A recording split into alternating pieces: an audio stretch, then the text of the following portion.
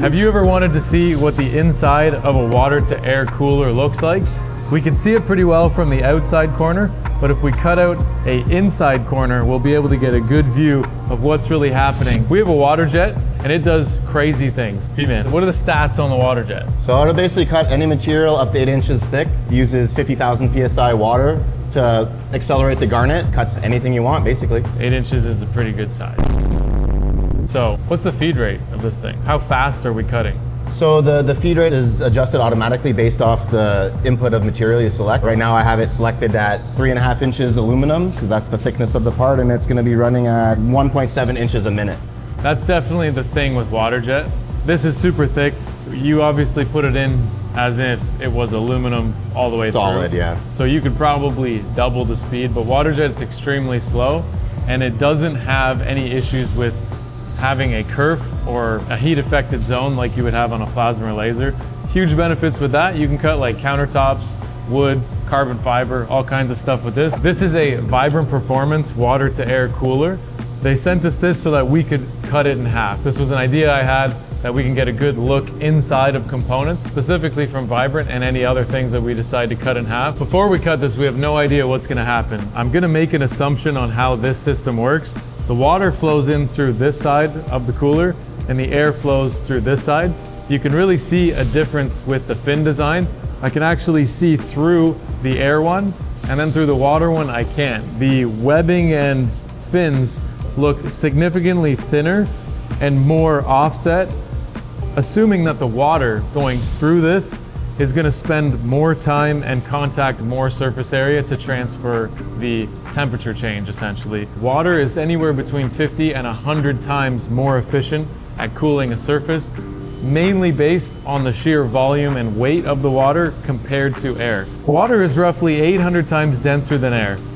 So that's why it works way better, and this is why on big turbo cars like dragsters are going to use this, and it's also just a more efficient way in general to get that hot air cooled down quickly.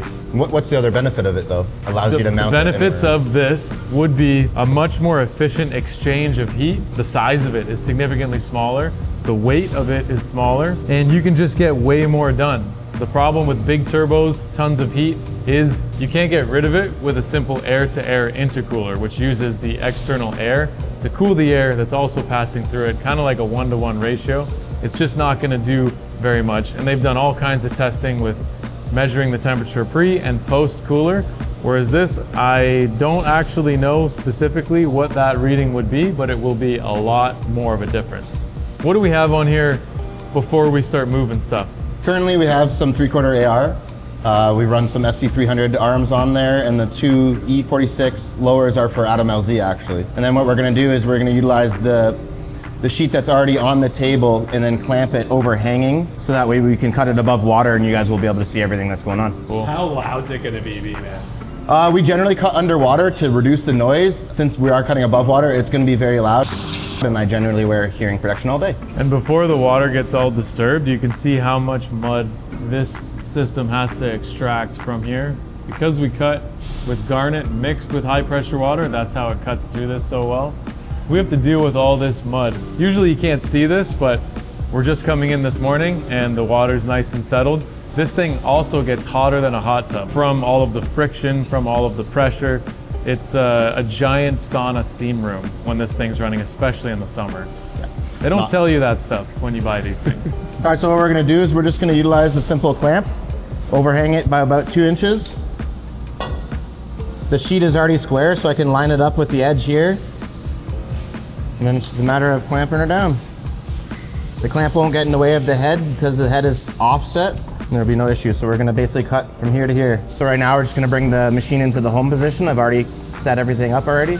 Looks scary going close to the clamp, but it's fine. We can give you guys a quick dry run where there'll be no water or garnet flowing through. We'll just see the movement of the nozzle, and I'll give you an idea of exactly what's going to be cut. Current program set for 3.5 inches is going to take 7 minutes. You want me to do something? Yeah, hold this, dude. Is it recording? Hold it. Oh man, it's recording. Do we want the muff guard up? Yeah, probably. It's gonna spray a lot though. Here. Man, I'm a pro. Look at the shots I'm getting. If you use any of these shots, dude, how do you hold this so long? Here.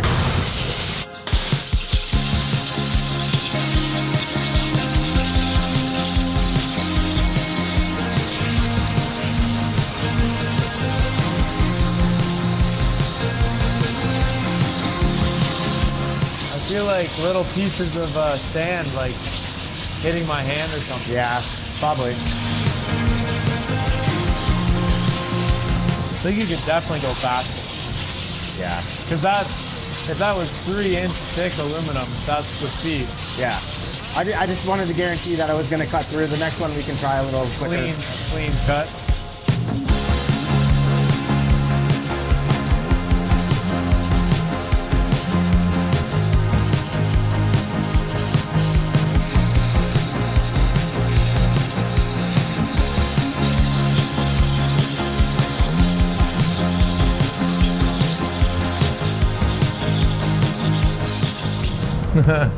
Holds on to a bunch of the water. To cut things in half, you could bandsaw it, but it would probably wreck a lot of the blades. So this is actually slicing through the fins going this way. So like we're basically looking at how the fins divert air. So this side would be this is the air side. So you can see how each fin actually allows air and then kicks it to an angle. And then the air will flow more and then it can go back through on a different angle. So that's something that I've actually never seen inside of the core before. So the air is going through this way and constantly changing direction slightly, passing through all these gills. And from the end, you can't tell that that's what it's doing, but from this side, you can really tell. And like I said, I don't know that a bandsaw would be able to get through it without disrupting it too much. Looking at this, we can see our air passes through this way and our water passes through this way. So the water channel is significantly smaller and there's a lot more changes. It's basically every other one, it changes direction. So the water's kind of surrounding all these little fins constantly, whereas the air passing through seems to go through these gills every half an inch or like 10 or so millimeters. It's tough to say if these are better in one direction versus the other. It looks like they alternate, so it seems like that the direction doesn't matter on these, which I didn't think they did. I didn't think I'd be learning anything really, but turns out I am. So that means you guys are probably learning something too. What do you think of the cut, B-Man, overall? It's pretty cool for sure. Definitely never seen inside of an intercooler core before. Interesting to see, like just I was saying, the size difference between the air and the water, forcing the water through the tiny slats. Which makes sense because it's 50 to 100 times more efficient at transferring heat exchange than air is.